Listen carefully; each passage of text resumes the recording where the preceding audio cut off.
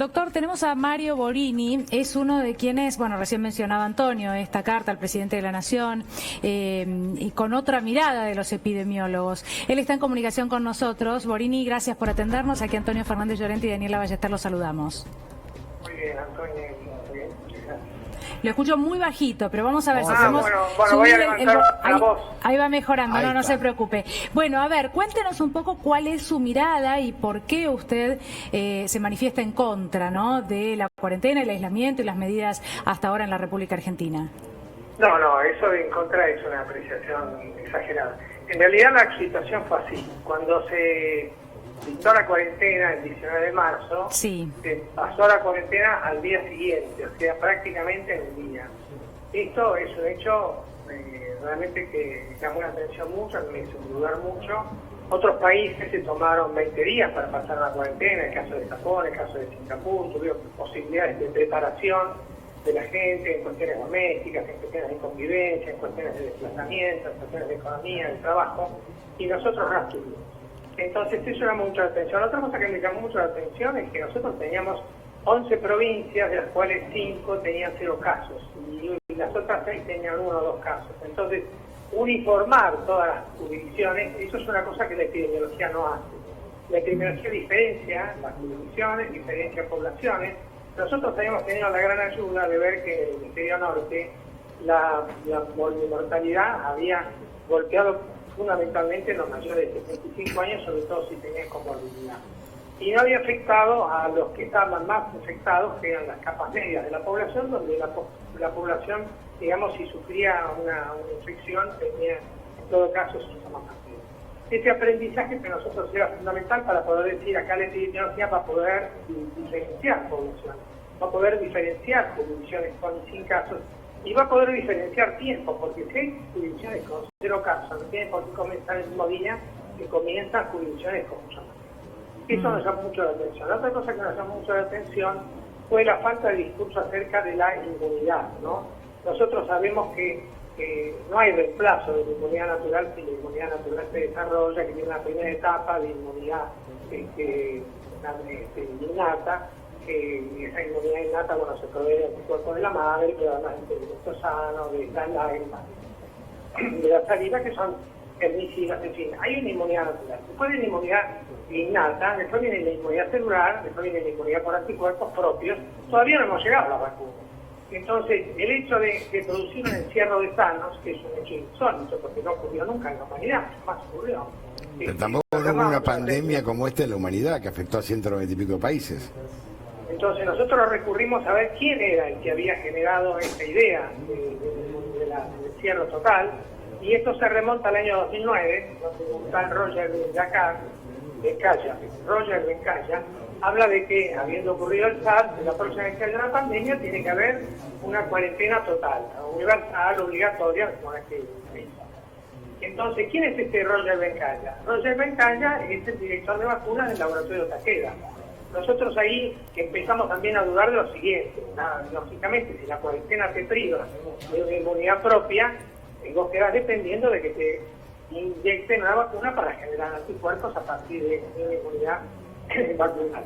Doctor. Entonces, había como conflicto de interés en esta suscitación de la vacuna, de la cuarentena total, que después se reprodujo en los artículos de Tomás Puello, un ingeniero que no tiene formación en salud, que forma parte de Silicon Valley, y que escribió órdenes, como se le da a los niños. No quería hacerse ya, fue el primer libro, y el segundo fue El martillo y la lanza. El martillo, en realidad, sobre la sociedad no cae muy bien la idea del martillazo.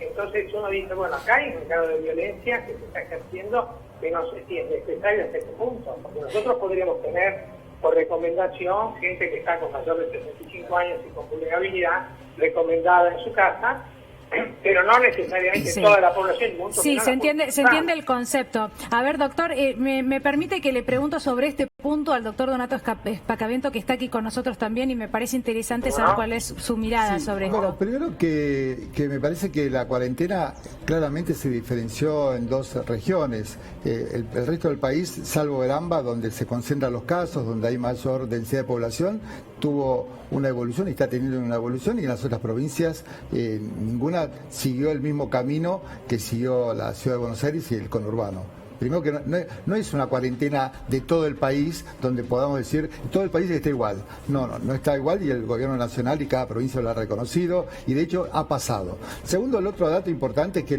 tanto en la República Argentina como en el resto del mundo, donde no se ha tomado la medida de la restricción o la cuarentena, como se la llama habitualmente, hay rebrotes en todo el mundo donde no se han tomado estas medidas de restricción.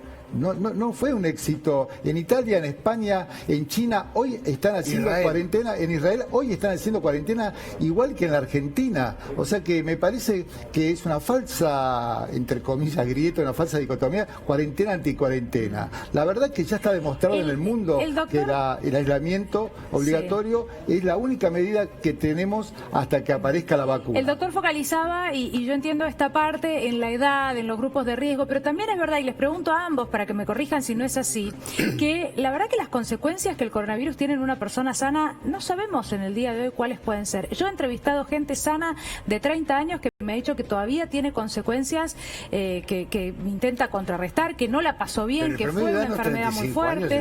Y además está demostrado que la gente sintomática tiene secuelas pulmonares, ya tienen secuelas pulmonares y algunas que pueden llegar a ser graves, no aún al ser asintomáticos, aún al ser casos leves, aún no necesitando terapia intensiva, lo cual hace que es una enfermedad que la verdad que la incertidumbre es lo que a todos nos angustia, porque no podemos tener la posta de qué va a pasar mañana con esta enfermedad. Es una enfermedad que estamos aprendiendo todos. Con respecto a las restricciones selectivas, también hay ejemplos en el mundo. Suecia, por ejemplo, una de las cosas que hizo, es otro país, es una cultura y no son comparables, no somos comparables ni siquiera ni culturalmente, ni siquiera demográficamente. Pero hay un dato con respecto a las restricciones. Ellos justamente se focalizaron en las personas mayores y aislaron, restringieron las salidas de las personas mayores y no les dio resultado. No le dio resultado. Se contagiaron los menores. Claro, empezaron a fallecer gente con menor edad y también tuvieron una alta tasa de mortalidad en personas mayores. Por lo tanto, la verdad que ahora el mundo está mirando a la Argentina, esta experiencia argentina, con buenos ojos y con un camino viable. Obviamente, lo ideal es la vacuna, obviamente la inmunidad de rebaño, tendríamos que soportar varios brotes donde se saturaría el sistema de salud, que es lo peor que nos puede pasar, que son las dos únicas posibilidades de tener inmunidad de rebaño, o con vacunación, o con varios brotes donde de a poco se vaya inmunizando la gente. Así que la verdad que este es el único camino. Bueno, volvemos con Mario para que no se nos vaya. No, por favor. Claro. Mario. Y a mí la palabra único camino no me gusta nada, porque siempre no tiene múltiples caminos. A una pregunta siempre no tiene múltiples respuestas y luego vuelve a preguntar las respuestas. El tema para mí yo lo veo distinto de Leonardo, ¿no? Las jurisdicciones empezaron con una cuarentena obligatoria coercitiva militarizada desde el principio y durante bastante tiempo. No es cierto que fueron violentos. La segunda cosa que quiero decir es que en Suecia se contaban los casos que eran positivos a los test, aunque tuvieran comorbilidades, etcétera. O sea que las diferencias de registro entre países va a impedir una comparación vis a vis. Quiere decir que Suecia estuvo peor que Noruega, pero mucho mejor que el Reino Unido, mucho mejor que Italia y que España. Entonces hay que ver con quién se compara. Nosotros hay que ver si nos comparamos con el peor para salir exitosos o si nos comparamos con los que corresponde comparar. En el caso de Noruega, que llevó a cabo una cuarentena y le fue bastante bien, el Departamento de Economía de Noruega y el Departamento de Salud Pública se juntaron y sacaron documentos como pidiendo perdón a la población, diciendo que habían cometido un pecado con la cuarentena y que jamás van a volver a imponer una cuarentena, se van a acercar a Suecia.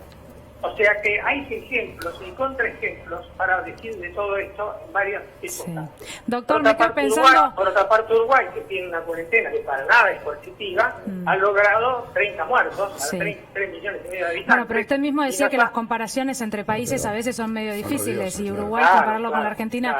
Y me quedo pensando cuáles son los países exitosos. Como el AMBA, ¿no? Si Estados Unidos no ha podido con el coronavirus, Italia y España, lo que mirábamos como ejemplo, ha sido realmente lamentable.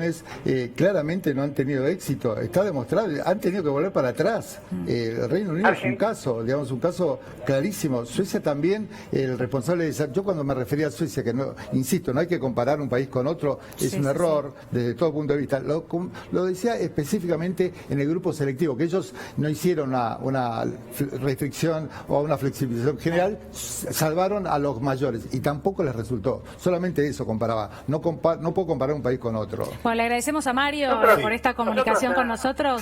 Sí, a ver, apelo sobre brevedad, Mario. Bueno, perdón, que no escuché. No, que apelo a la brevedad suya para hacer un cierre. Sí, que Argentina está en el puesto 13 entre 33 países de Latinoamérica, empezando por uno que es peor. Así que tiene 20 países que están mejor en muertos por millón de habitantes. Y está en el puesto 75 en el mundo sobre 215 países. O sea, que tiene está en el 75 lugar y tiene 145 países con menos mortalidad por millón que Argentina. Muchos de ellos con cuarentenas parciales subnacionales que han ido y vuelto, y algunos con cuarentenas recomendadas, no necesariamente coercitivas por algo. Bueno, gracias a los dos. Gracias. Donato, gracias. Bueno, no, gracias a ustedes. Gracias. Solo déjame agregar, Antonio, no conozco ese ranking, no lo podemos discutir, por supuesto, pero la verdad que todo lo que vemos desde aquí, no sé de qué países habla, pero Brasil, No, Chile y la mayoría de los países latinoamericanos Perú, están Chile. muchísimo peor que... No, los países Esto más es cercanos un hecho nuestros, conocido por son todos. clarísimos por todos, Salvo Uruguay. conocidos por todos. Salvo Uruguay, que es tiene características culturales, sociológicas, demográficas totalmente distintas. Y no hay una megalópolis es imposible Salvo compararlo. San Pablo y Buenos Aires, no hay una megalópolis en el mundo como esta. Pero nosotros tenemos 14.000 habitantes por kilómetro cuadrado de densidad de población en la ciudad de Buenos Aires. 14.000 habitantes por kilómetro cuadrado, digamos. Eso es un dato muy fuerte.